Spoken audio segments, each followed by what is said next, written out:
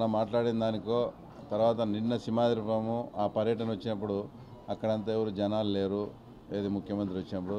తర్వాత దాని ఎఫెక్ట్ ఏమో కానీ జగన్మోహన్ రెడ్డి గారు అయితే రిటర్న్ గిఫ్ట్ ఇచ్చారు.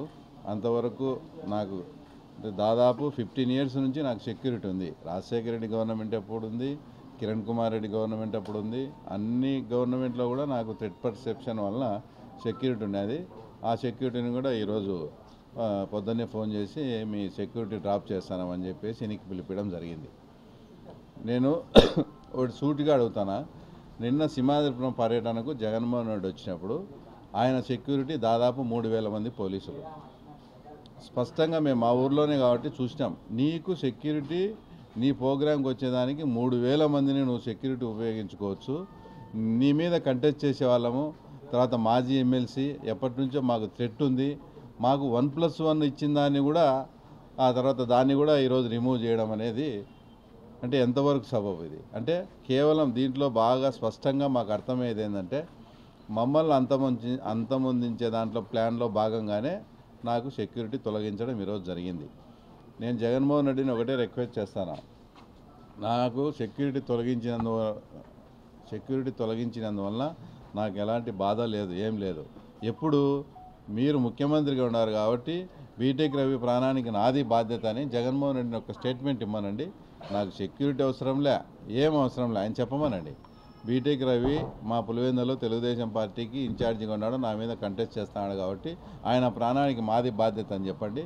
మాకు ఆ సెక్యూరిటీ కూడా అవసరంలే. ఇంత దారుణంగా అంటే ఇంతవరకు సెక్యూరిటీ ఉండేది, ఇప్పుడు ఇంకా ఎలక్షన్ టైం స్టార్ట్ అయింది, మేము కూడా పల్లెలకు పోయి తిరిగేది ఉంటుంది. ఈ నుంచి ఇంకా ఏదైనా ఉంటే థ్రెట్ లేని వాళ్ళకు కూడా ఇప్పుడు సెక్యూరిటీ ఇచ్చే పరిస్థితి ఉంటుంది. అట్లాంటిది ఉండే వాళ్ళకు కూడా మాకే తీసేయడం అంటే స్పష్టంగా మీ ద్వారా ఆ తర్వాత ఇది సుమోటోగా తీసుకోమని కూడా చెప్తారా. నాకు ఎలాంటి ప్రమాదం కానీ, నాకు ఎలాంటి హాని కానీ, నా ప్రాణానికి కానీ జరిగితే దానికి తప్పకుండా ముఖ్యమంత్రి జగన్మోహన్ రెడ్డి, ఆయన సతీమణి భారతిరెడ్డి గారు, తర్వాత కడప ఎంపీ అవినాష్ రెడ్డి గారిదే బాధ్యత. నాకు వ్యక్తిగత శత్రుత్వం ఎవరితో కూడా లేదు, నాకుండేది రాజకీయ శత్రుత్వం వాళ్ళతోనే. కాబట్టి ఈ మూమెంట్లో ఈ ఎలక్షన్ అంటే ఇంకో 2-3 నెలల్లో ఎలక్షన్ జరుగుతుందనే మూమెంట్లో ఈరోజు వచ్చి వాళ్ళు సెక్యూరిటీని డ్రాప్ చేసినారంటే వాళ్ళు వ్యూహాత్మకంగా పద్ధతి ప్రకారం మమ్మల్ని ఏదో చేసేదానికి అని మేము స్పష్టంగా చెప్పదలుచుకునే మాకు అర్థమవుతుంది. లేదంటే ఇప్పుడు తర్వాత మేము పల్లెల్లో కూడా తిరుగుతున్నాము, ఈ మధ్య అంతా కూడా ప్రచారం చేస్తున్నాము. సెక్యూరిటీని విత్డ్రా చేస్తే ఏమన్నా ఇంట్లో కూర్చుంటారని ఏమన్నా అనుకున్నారేమో. మేమేమన్నా ఇంట్లో కూర్చుండే టైపా? సెక్యూరిటీ ఉన్నా లేకపోయినా ఖచ్చితంగా మేము ప్రజల్లోనే తిరుగుతాము, తర్వాత ప్రజలతోనే మమేకమై ఉంటాము, మా ప్రికాషన్స్లో మేము ఉంటాము. కాబట్టి మీరు దానిలను కూడా ఇప్పుడు వస్తుంటే ఇప్పుడు మాకు సెక్యూరిటీ తీసేసినారు. ఆ తర్వాత మన కేసులో ఒల్లూరు స్టేషన్లో ప్రతి ఆదివారం పోయి సంతకం పెట్టాలి. అది స్పష్టంగా అందరికీ అంటే ముందే డిక్లేర్డ్ ప్రోగ్రామ్. ఆదివారం పొద్దున 10 నుంచి మధ్యాహ్నం 12 లోపల పోయి సంతకం పెట్టాలి. అది అందరికీ తెలుసు. సెక్యూరిటీ తీసేసినారు.